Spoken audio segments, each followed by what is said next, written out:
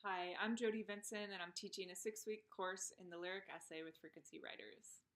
I came to the lyric essay as a way of breaking out of my normal habits of writing more straightforward chronological narratives, and exploring new forms and expanding my language through the lyric essay has really opened up the genre of nonfiction for me in ways that I'm excited to share with you in this class.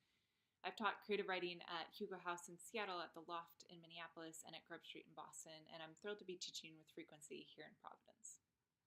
So throughout this course, we're going to be defining the lyric essay, looking into the history of the genre, reading and discussing lyric essays in class, as well as getting to know each other and our work as writers.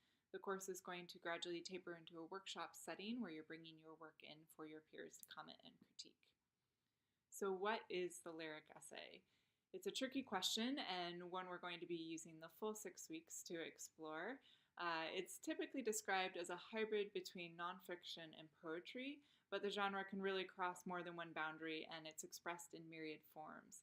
And it's this experimentation in form that in part defines the lyric essay and makes it hard to define.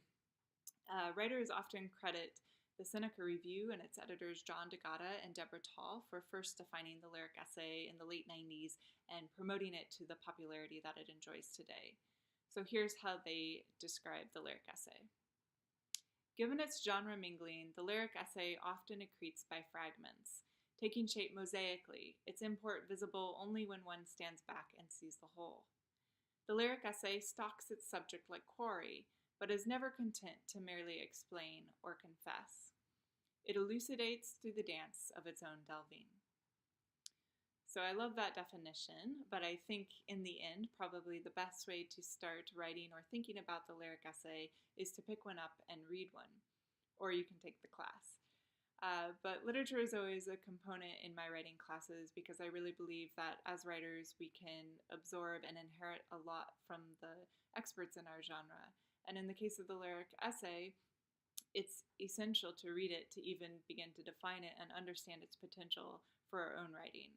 So in class, we'll be reading writers like Maggie Nelson, Claudia Rankine, John DeGatta, Ulipis, Anne Carson, among others. So I hope you'll join me for Introduction to the Lyric Essay with Frequency Writers. I'm looking forward to getting to know you and your work.